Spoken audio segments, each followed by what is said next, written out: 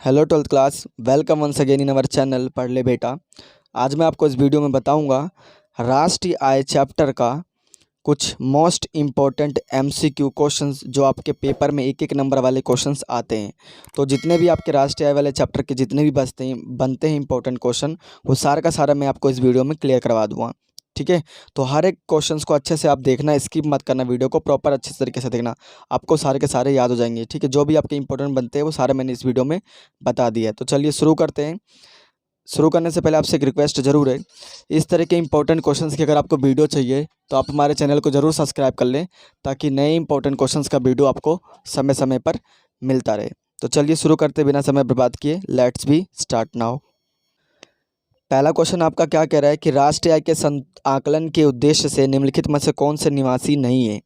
भारत में स्थित विश्व स्वास्थ्य संगठन में कार्यरत एक भारतीय या फिर भारतवर्ष में भ्रमण करने वाला एक अमेरिकी नागरिक, या भारतवर्ष में अमेरिकी दूतावास में कार्यरत एक भारतीय, भारतवर्ष में विश्व स्वास्थ्य संगठन की शाखा। आपका जो आंसर बनता है वो आपका सेकंड वाला ऑप्शन बनता है। ठीक है, कि भारतवर्ष में भ्रमण करने वाला एक अमेरिकी नागरिक। चलिए देखते हैं दूसरा क्वेश्चन क्या कहता है। दूसरा क्वेश्चन आपका क्या कह रहा है, देखिए, वे वस्तुएं जिनका प्रयोग लोगों द्वारा अपनी आवश्यकताओं की संतुष्टि के लिए किया जाता है उन्हें क्या कहा जाता है? उन्हें कहा जाता है उपभोक्ता वस्तुएं। क्या कहा जाता है? उपभोक्ता वस्तुएं। तीसरा क्वेश्चन कह रहा है कि निम्नलिखित में से कौन सी वस्तुएं उपभोक्ता वस्तुएं नहीं है? एक परिवार द्वारा डबल रोटी का उपयोग, एक परिवार द्वारा दूध का उपयोग, एक परिवार द्वारा चीनी का उपभोग, या किसान द्वारा बीज का उपयोग। तो किसान द्वारा बीज का उपयोग आपका क्या है? उपभोग वस्तुएं नहीं है। चलिए देखते हैं अगला। चौथा क्वेश्चन कहता है कि वे वस्तुएं जिनका उपभोग अन्य वस्तुओं तथा सेवाओं के उत्पादन के लिए किया जाता है क्या कहलाती हैं? ठीक है, आप बताइए क्या कहलाती हैं? तो उनको कहते हैं उत्पादक वस्तुएं। क्या कहते हैं? उत्पादक वस्तुएं। पांचवा क्वेश्चन कह रहा है कि कपड़े के उत्पादन में कपास क्या है? अंतिम वस्तुएं या पूंजीगत वस्तुएं या मध्यवर्ती वस्तुएं? तो कपास जो एक मध्यवर्ती वस्तुएं है। छठा क्वेश्चन आपका कह रहा है कि किसान के लिए कौन सी वस्तुएं मध्यवर्ती वस्तुएं नहीं है? ठीक है, तो जो मध्यवर्ती वस्तुएं नहीं है वो आपका एक ट्रैक्टर है। ठीक, निम्नलिखित में से कौन सी वस्तुएं मध्यवर्ती वस्तु है? फैक्ट्री के लिए मशीनरी का क्रय, या फर्म द्वारा फर्नीचर का क्रय, या परिवार द्वारा कार का क्रय, या होटल द्वारा अनाज का क्रय। तो जो मध्यवर्ती वस्तु है वो कौन सी आपको इसमें से बतानी है। तो होटल द्वारा अनाज का जो क्रय है वो एक मध्यवर्ती वस्तु है। ठीक है, देखते हैं सातवां क्वेश्चन तो हो गया, आठवां देखते हैं। आठवां क्वेश्चन आपका कह रहा है कि निम्नलिखित में से कौन सी अंतिम वस्तु है? एक गृहिणी द्वारा दूध का क्रय, चाय विक्रेता द्वारा दूध का क्रय, या फिर एक फर्म द्वारा वकील को फीस का भुगतान, या एक फर्म द्वारा मरम्मत का व्यय। ठीक है, अंतिम वस्तु बतानी है आपको कौन सी है। तो जो आपका पहला है गृहिणी द्वारा दूध का क्रय, वो आपका क्या है? फर्स्ट वाला ऑप्शन, वो अंतिम वस्तु है। ठीक, नौवां क्वेश्चन आपका क्या कह रहा है कि निम्नलिखित में से कौन सी वस्तुएं अंतिम वस्तु नहीं है? ठीक है, तो कौन सी अंतिम वस्तु नहीं है आपको इसमें से बतानी है। तो स्कूल द्वारा फर्नीचर का क्रय वो क्या है? अंतिम वस्तु नहीं है। चलिए देखते हैं अगला क्या कहता है। 10वां क्वेश्चन आपका कह रहा है कि निम्नलिखित में से प्रवाह चर को पहचानिए। कौन सा प्रवाह चर है? बताइए। आय है, सीमेंट का उत्पादन है, पूंजी है, या पूंजी का निर्माण है? आपको इसमें से बताना कौन सा है। तो जो आपका खा वाला ऑप्शन है वो है आपका, ठीक है, पूंजी। अगला देखते हैं। 11वां क्वेश्चन कह रहा है कि निम्नलिखित में स्टॉक चर को पहचानिए। स्टॉक चर में पहचानना संपत्ति, जनसंख्या, नदी में पानी, या तालाब में पानी। कौन सा स्टॉक चर है आपको इसमें से बताना है। ठीक है, तो आपका जो नदी में पानी है वो क्या है? एक स्टॉक चर है। ठीक, 11वें का आपका गा वाला आंसर सही है। चलिए देखते हैं। 12वां क्वेश्चन आपका कह रहा है कि बाजार कीमत पर राष्ट्रीय आय और कारक लागत पर राष्ट्रीय उत्पादन में अंतर क्या है? आपको ये चीज़ बतानी इसमें से। तो जो आपका होता है वो शुद्ध प्रत्यक्ष कर होता है। शुद्ध प्रत्यक्ष कर, आपका गा वाला जो ऑप्शन, ठीक है, शुद्ध प्रत्यक्ष कर। इसमें बहुत इंपॉर्टेंट क्वेश्चन है, तो हर एक क्वेश्चन को आप अच्छे से देखना, एक भी वीडियो को मतलब स्किप मत करना, अच्छे से देखो तो आपको प्रॉपरली याद हो जाएगा। चलिए देखते हैं अगला क्या कह रहे हैं। 13वां क्वेश्चन आपका क्या कह रहा है कि कारक लागत पर राष्ट्रीय आय का सूत्र बताइए। ठीक है, तो अगर आपको फॉर्मूला याद है तो बताइए आप कमेंट करके कौन सा है। आपका जो इसमें आंसर है वो आपका गा वाला है। ठीक है, बाजार कीमत पर राष्ट्रीय आय प्लस शुद्ध अप्रत्यक्ष कर। ठीक, अगला देखते हैं क्या क्या है। 14वां क्वेश्चन भी आपका एक मोस्ट इंपॉर्टेंट क्वेश्चन है। हर एक क्वेश्चन को आप अच्छे से देखना, क्योंकि मैंने इसमें टॉप के 50 एमसीक्यू क्वेश्चन रखे हुए हैं। ठीक है, तो एक एक नंबर वाले जितने बनते हैं आपके राष्ट्रीय के मैंने सारे इसमें रख दिया, तो उसको बिल्कुल प्रॉपर देखना। 14वां क्वेश्चन आपका कह रहा है कि एक लेखा वर्ष के दौरान किसी देश की घरेलू सीमा में उत्पादित अंतिम वस्तुओं और सेवाओं जिनमें मूल्य ह्रास सम्मिलित है के बाजार मूल्य को क्या कहा जाता है। तो चारों ऑप्शन में से आपको बताना है कि इनमें से क्या कहा जाता है। तो आपका जो इसमें से पहला ऑप्शन है वो ठीक है, बाजार कीमत पर सकल घरेलू उत्पाद। ठीक है, अगला देखते हैं क्वेश्चन क्या कह रहे हैं। 15वां क्वेश्चन आपका कह रहा है कि निम्नलिखित में से हस्तांतरण भुगतान पहचानिए। ठीक है, आपको पता होना चाहिए कि हस्तांतरण भुगतान क्या होता है, तब आप पहचान पाएंगे। कह रहा है कारखाना भवन का किराया, या फिर कर्मचारियों की चिकित्सा पर व्यय, या फिर ऋण पर ब्याज, और गरीब छात्रों को छात्रवृत्ति। ठीक है, आपको इन चारों ऑप्शन में से बताना है कि 15वें क्वेश्चन का आंसर क्या है। तो जो गरीब छात्रों को जो छात्रवृत्ति मिलती है वो आपका हस्तांतरण भुगतान है। ठीक है, अगला देखते हैं क्वेश्चन 16वां क्वेश्चन आपका कह रहा है कि निम्नलिखित में से साधन भुगतान को पहचानिए। ठीक है, आपको बताना साधन भुगतान कौन सा इनमें से।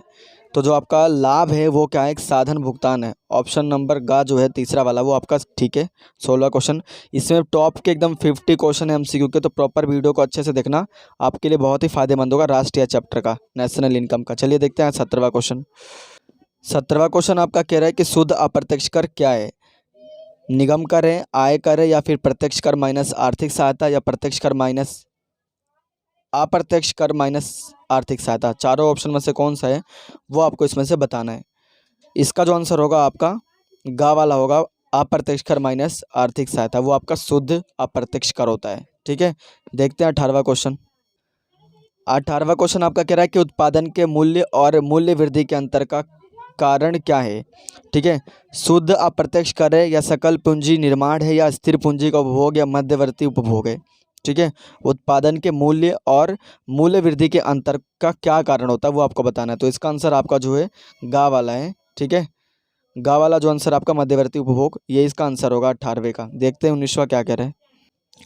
घरेलू साधन आय में किसे सम्मिलित नहीं किया जाता। घरेलू साधन आय में किसे सम्मिलित नहीं किया जाता, आपको ये चीज़ बतानी है। तो हस्तांतरण भुगतान को सम्मिलित नहीं किया जाता है। ठीक है, देखते हैं 20वां क्वेश्चन। 20वां क्वेश्चन आपका कह रहा है कि घरेलू आय और राष्ट्रीय आय में अंतर किस कारण होता है। तो वो विदेशों से शुद्ध साधन आय के कारण होता है। गा वाला ऑप्शन आपका ठीक है। 21वां देखते हैं। 21वां क्वेश्चन आपका कह रहा है कि राष्ट्रीय आय को दूसरे किस नाम से जाना जाता है। राष्ट्रीय आय को दूसरे किस नाम से जाना जाता है। तो जो दूसरे नाम से जाना जाता है वो साधन लागत पर शुद्ध राष्ट्रीय उत्पाद के नाम से जाना जाता है। आपका खा वाला ऑप्शन इसमें ठीक है। 22वां क्वेश्चन आपका कह रहा है कि निम्नलिखित में से किस मद को राष्ट्रीय आय में सम्मिलित किया जाएगा। ठीक है, राष्ट्रीय आय में किसको सम्मिलित किया जाएगा। तो वो भवन, ये वाला जो आपका ऑप्शन है गा वाला, भवन के निर्माण पर व्यय होगा वो राष्ट्रीय आय में सम्मिलित किया जाएगा। ठीक है, क्वेश्चन नंबर 23 आपका कह रहा है कि निम्नलिखित में से किस मद को राष्ट्रीय आय में सम्मिलित नहीं किया जाएगा। वो होता है किसको सम्मिलित किया जाएगा, और ये वाला क्वेश्चन है किसको सम्मिलित नहीं किया जाएगा। तो आपको इसमें बतानी है। ठीक है, एक व्यक्ति द्वारा ऋण पर ब्याज का भुगतान सम्मिलित नहीं किया जाएगा। जो आपका खा वाला ऑप्शन है वो ठीक है। अगला देखते हैं। 24वां क्वेश्चन आपका कह रहा है कि निवल यानी शुद्ध निर्यात का क्या अर्थ है। तो शुद्ध निर्यात का अर्थ होता है कुल निर्यात माइनस में कुल आयात। तो आपको पता चलेगा कितना हुआ है आपका शुद्ध निर्यात। ठीक है, 25वां देखते हैं। 25वां क्वेश्चन आपका कह रहा है कि आय विधि द्वारा राष्ट्रीय आय का आकलन करते समय किस मद को राष्ट्रीय आय में सम्मिलित किया जाएगा। ठीक है, आप बताइए कौन सा सम्मिलित किया जाएगा। तो का वाला ऑप्शन जो आपका ठीक है, मालिकों द्वारा खुद काबिज मकानों का आरोपित किराया, यानी का वाला ऑप्शन आपका जो है इसमें ठीक है। अगला देखते हैं क्या है। 26वां क्वेश्चन क्या है कि व्यय विधि द्वारा राष्ट्रीय आय का आकलन करते समय किस मद को राष्ट्रीय आय में सम्मिलित किया जाएगा। ठीक है, तो स्वयं उत्पादित अंतिम उत्पाद को सम्मिलित किया जाएगा। ठीक है, 27वां क्वेश्चन आपका है कि बाजार कीमत पर सकल राष्ट्रीय उत्पाद का सूत्र पहचानिए, यानी फॉर्मूला कौन सा होता है बाजार कीमत पर, मार्केट प्राइस पे। तो आपको इसमें से बतानी है कौन सा है आपका ऑप्शन। तो गा वाला ऑप्शन जो आपका ठीक है, बाजार कीमत पर सकल घरेलू उत्पाद प्लस में विदेशों से शुद्ध कारक आय। ठीक है, 28वां क्वेश्चन है कि अचल पूंजीगत परिसंपत्तियों के मूल्य ह्रास से अभिप्राय यह है कि यह है, यानी क्या अभिप्राय है। ठीक है, केवल सामान्य घिसाई से या केवल प्रत्याशित अप्रचलन से, सामान्य घिसाई और प्रत्याशित अप्रचलन या केवल अप्रत्याशित प्रचलन से। तो आपका जो गा वाला ऑप्शन है वो ठीक है, सामान्य घिसाई और प्रत्याशित अप्रचलन से। ठीक है, अगला देखते हैं क्वेश्चन। 29वां क्वेश्चन आपका कह रहा है कि निम्नलिखित को प्राप्त कारक आय का योग राष्ट्रीय आय कहलाता है। ठीक है, तो निवासी का जो है वो प्राप्त आय राष्ट्रीय आय कहलाता है। ठीक है, देखते हैं 30वां क्वेश्चन। 30वां क्वेश्चन आपका कह रहा है कि उत्पादन में अचल पूंजीगत परिसंपत्तियों के प्रयोग में होने वाली अप्रत्याशित अप्रचलन को यह कहते हैं, यानी क्या कहते हैं वो चीज़ आपको बतानी है। ठीक है, तो पूंजीगत हानि कहते हैं। क्या कहते हैं? पूंजीगत हानि कहते हैं। 31वां क्वेश्चन आपका कह रहा है कि निम्नलिखित में से कौन सा कर राष्ट्रीय आय को प्रभावित करता है? राष्ट्रीय आय को प्रभावित करता है। ठीक है, तो ये सब तो नहीं करते हैं, जो दे रखा आपका वस्तु एवं सेवाएं कर ये नहीं करता, ना ही निगम कर करता, ना ही आर्थिक सहायता, इनमें से कोई नहीं होगा। आपका घ वाला ऑप्शन जो है वो ठीक है। क्वेश्चन नंबर 32 आपका कह रहा है कि निम्नलिखित में से कौन सा मद राष्ट्रीय आय में शामिल किया जाएगा? ठीक है, तो ये सब चीज़ें तो राष्ट्रीय आय में शामिल नहीं की जाती। वृद्धा पेंशन या अनिवासी भारतीय द्वारा भारत में अपने परिवार को भेजी गई राशि। दो ऑप्शन आपके नीचे हैं। ठीक है, मैं आपको दिखा देता हूँ। ये रहा शेष विषयों से हस्तांतरण भुगतान, या इनमें से कोई नहीं, तो इनमें से कोई भी नहीं शामिल किया जाएगा राष्ट्रीय आय में। ठीक है, 33वां क्वेश्चन आपका कह रहा है कि घरेलू आय और राष्ट्रीय आय का अंतर क्या होता है?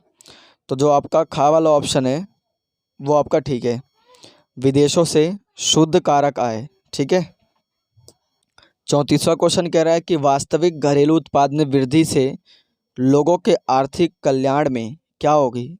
अगर वास्तविक घरेलू उत्पाद में वृद्धि होगी तो लोगों के आर्थिक कल्याण में क्या होगी? वृद्धि होगी, सिंपल सी बात है। ठीक है, 35वां क्वेश्चन आपका कह रहा है कि निम्नलिखित में से कौन सी मद को व्यय विधि द्वारा राष्ट्रीय आय की विधि के अंतर्गत राष्ट्रीय आय में सम्मिलित किया जाएगा? ठीक है, तो जो आपका इसमें ऑप्शन होगा वो खा वाला ठीक है, स्वयं उत्पादित वस्तुओं का स्वयं उपभोग। 36वें का खा वाला ऑप्शन क्या कहता है कि निम्नलिखित में से कौन सी मद को आय विधि द्वारा राष्ट्रीय आय मापने की विधि के अंतर्गत राष्ट्रीय आय में सम्मिलित किया जाएगा? ठीक है, यानी किसको सम्मिलित किया जाएगा वो चीज़ आपको बताना है इसमें। तो बताइए कमेंट करके कौन सा इसमें से सही जाएगा। ठीक है, तो आपका जो है गा वाला ऑप्शन है वो ठीक है कि उत्पादन इकाइयों के स्वामियों द्वारा प्रदान की गई निःशुल्क सेवाएं। ठीक है, ये आपके टोटल 36 क्वेश्चन मैंने आपको टोटल करवा दिए, एमसीक्यू के जितने भी थे। टोटल मैंने आपको बताया कि 50 क्वेश्चन है, जो मोस्ट इंपॉर्टेंट क्वेश्चन आपके इकोनॉमिक्स का राष्ट्रीय चैप्टर का। तो जो इसमें ऑप्शन वाले थे, मल्टीपल चॉइस वाले क्वेश्चन मैंने आपको करवा दिए। आप थोड़ा सा देखते हैं सत्य और असत्य या फिलिंग द ब्लैंक्स वाले क्वेश्चंस भी देखते हैं कि वो क्या कहते हैं। चलिए देखते हैं। ये क्वेश्चन आपका ये भी मोस्ट इंपॉर्टेंट में से कि आपको प्रैक्टिस इस तरह की क्वेश्चंस की होनी चाहिए। कह रहा है कि एक बेकरी की मालकिन है और ये बाज़ार में 500 किलोग्राम आटा खरीदती है। इनमें से वह 50 किलोग्राम अपने परिवार की आवश्यकताओं पर खर्च करती है और शेष 450 किलोग्राम आटा बेकरी में प्रयोग करती है। वाणी का मध्यवर्ती उपभोग क्या होगा? 400 किलोग्राम होगा या 450 किलोग्राम होगा या फिर 500 ग्राम होगा? आपको जो ये ऑप्शन देख रहे हैं इसी में से बताने कौन सा सही है। ठीक है, आपका जो इसका आंसर है वो क्या है? 450 किलोग्राम, क्योंकि मध्यवर्ती वस्तु मतलब उनका वो अपने लिए इस्तेमाल नहीं कर रही है, आगे किसी और चीज़ को उत्पादित करने के लिए कर रही है। उसने सिर्फ 50 किलोग्राम आटा अपने लिए इस्तेमाल किया तो वो उसकी स्वायत्त उपभोग हुई। ठीक है, देखते हैं अगला क्वेश्चन। कारखानों की चिमनियों से निकलने वाला धुआं डैश बाध्य का एक उदाहरण है, यानी यहाँ पर फिलिंग द ब्लैंक्स को भरना है। क्या ऋणात्मक है या धनात्मक होगा? तो सिंपल सी बात है भाई, वो ऋणात्मक ही होगा। ठीक है, तीसरा क्वेश्चन आपका कह रहा है कि राष्ट्रीय आय के मापन के संदर्भ में स्टॉक की प्रकृति है, चल है या अचल है? आपको ये चीज़ बतानी है, तो क्या होगा? अचल होगा। राष्ट्रीय आय के संदर्भ में स्टॉक की प्रवृत्ति अचल होती है। डैश प्रवाह का उदाहरण है, आय है या संपत्ति? आपको ये चीज़ बतानी है कि प्रवाह का उदाहरण कौन सा है। ठीक है, इन्हीं ऑप्शंस में से बताइए कौन सा इनमें से। आय आपका प्रवाह का एक उदाहरण है। ठीक है, अगला देखते हैं। 14वां क्वेश्चन आपका कहता है कि बीमा कंपनी द्वारा एक घायल श्रमिक को क्षतिपूर्ति के भुगतान को भारतवर्ष की घरेलू साधन आय में सम्मिलित किया जाएगा या सम्मिलित नहीं किया जाएगा? ठीक है, तो वो क्या होता है? सम्मिलित नहीं किया जाएगा। ठीक। 16वां क्वेश्चन आपका फिलिंग द ब्लैंक्स में है कि राष्ट्रीय आय माइनस घरेलू आय बराबर क्या होता है। तो जो आपका होता है वो क्या है ये, ठीक है, विदेशों से प्राप्त शुद्ध कारक आय डैश पेंशन हस्तांतरण भुगतान है। हस्तांतरण भुगतान क्या होता है अगर आपको पता है तो आप इसका आंसर दे पाएंगे। तो जो वृद्धावस्था है वो क्या है, पेंशन हस्तांतरण भुगतान है, ठीक है। एक क्वेश्चन आपका ये कह रहा है कि मध्यवर्ती वस्तुओं से हमारा आशय डैश वस्तुओं से है जिनकी मांग उत्पादन करने अथवा पुनः बिक्री के लिए की जाती है। तो 11वें का जो आंसर है आपका वो गैर टिकाऊ है, ठीक है। देखते हैं अगला क्वेश्चन। ये आपके जो है सत्य और असत्य इसमें से बताने हैं, तो इनका आंसर मैंने नीचे दे रखा है, तो उसको आप पढ़ के भी आप अच्छे से आप क्लियर कर सकते हैं। कहला मूल्य ह्रास तभी होता है जब टिकाऊ वस्तुएं अर्थात परिसंपत्तियों का प्रयोग होता है। तो बिल्कुल सही बात कह रहा है वो, ठीक है, कि मूल्य ह्रास परिसंपत्तियों के प्रयोग से संबंधित और बाजार मूल्य में गिरावट से संबंधित नहीं होता है, ठीक है। तो ये बात उसने बिल्कुल सही बोली, यानी ऑप्शन ये सत्य है, ट्रू है, ठीक है, यानी सत्य। चलिए देखते हैं अगला क्वेश्चन। एक क्वेश्चन आपका और बनता है सत्य और असत्य का कि पूंजी निर्माण एक प्रवाह है। तो बिल्कुल सत्य है, क्या है ऑप्शन ये सत्य है, ठीक है। क्यों, क्योंकि पूंजी निर्माण एक प्रवाह है, क्योंकि पूंजी निर्माण समय की प्रति इकाई अवधि पर मापा जाता है, ठीक है। अगला क्वेश्चन आपका सत्य असत्य का क्या कह रहा है कि सभी मशीनें पूंजीगत वस्तुएं होती हैं। बिल्कुल नहीं होती है, तो ये असत्य है। क्या ये असत्य, ये क्या है फॉल्स है, क्योंकि अगर जो परिवार अपने इस्तेमाल के लिए खरीद रहा है तो वो पूंजीगत वस्तुएं नहीं हुई, ठीक है। अब देखिए क्या कह रहे हैं कि केवल वे मशीनें पूंजीगत वस्तुएं होंगी जिनका उपयोग उत्पादक द्वारा लंबे समय तक उत्पादन प्रक्रिया में किया जाएगा। परिवार द्वारा प्रयोग की जाने वाली मशीनें पूंजीगत वस्तुएं नहीं हो, क्योंकि वो अपने स्वायत्त उपभोग के लिए इस्तेमाल कर रहा है, ठीक है। अगर कोई फैक्ट्रियाँ खरीदती हैं तो वो पूंजीगत वस्तुएं होंगी जो लंबे समय तक उससे उत्पादित करेंगी चीज़ें। एक क्वेश्चन आपका अगला कह रहा है कि भारत सरकार द्वारा रसोई गैस पर उपभोक्ताओं की को दी गई आर्थिक सहायता हस्तांतरण भुगतान है। तो बिल्कुल सत्य बात है, क्योंकि सरकार से उस जो मतलब सरकार ने पेंशन उसको दे दिया, भुगतान कर दिया, हस्तांतरण भुगतान, उससे सरकार के कोई भी इनकम नहीं होने वाली है। तो ये बिल्कुल बात उसने सही बोली है। आर्थिक सहायता किसी आर्थिक प्रक्रिया के बदले नहीं दी जाती है, ठीक है। ये भी आपका सत्य और असत्य क्वेश्चन का है कि बाजार कीमत पर राष्ट्रीय आय कारक लागत पर राष्ट्रीय आय से सदैव अधिक होता है। तो गलत बोल रहा है ये, ठीक है। कह रहा है कि असत्य है, क्योंकि बाजार कीमत पर राष्ट्रीय आय कारक लागत पर राष्ट्रीय आय से कम होगी यदि शुद्ध अप्रत्यक्ष कर से अधिक है, ठीक है। एक क्वेश्चन आपका और है कि मकान मालिक यदि अपने मकान में स्वयं रहता है तो उसका किराया राष्ट्रीय में शामिल नहीं किया जाएगा, नहीं किया जाता। ये असत्य है, मकान का आरोपित किराया राष्ट्रीय आय में सम्मिलित किया जाएगा, ठीक है। तो मैंने आपको टोटल टॉप के 50 क्वेश्चंस बता दिए एमसीक्यू के इकोनॉमिक्स का, जो आपके बहुत ही हेल्पफुल है आपके एग्ज़ाम के लिए। तो सारे के सारे क्वेश्चंस को अच्छे से देखना, बिना वीडियो को स्किप किए, मतलब पूरा का पूरा एक बार दोबारा से देखना अगर आपको एक बार में समझ में नहीं आया है, ठीक है। और इस वीडियो को अपने फ्रेंड तक भी शेयर करना ताकि उन्हें भी इस चीज़ का फ़ायदा हो सके। तो इस वीडियो में मैंने इतना ही बता दिया, आपके कोशिश करूँगा कि और भी आपके चैप्टर जितने बचते हैं उनके भी सारे के सारे एमसीक्यू के क्वेश्चंस मैं आपको बता दूँ, ठीक है। तो आपके ये राष्ट्रीय आय का चैप्टर है, जितना बचेगा मैं आपको उसके भी करवा दूँगा सारे इंपॉर्टेंट क्वेश्चन और एमसीक्यू भी। तो इस चैनल को सब्सक्राइब जरूर कर लेना ताकि इस तरह के नए इंपॉर्टेंट क्वेश्चंस की वीडियो आपको समय समय पर मिलती रहे। तो इस वीडियो में फ़िलहाल इतना ही, मिलते हैं नेक्स्ट वीडियो में, तब तक के लिए जय हिंद।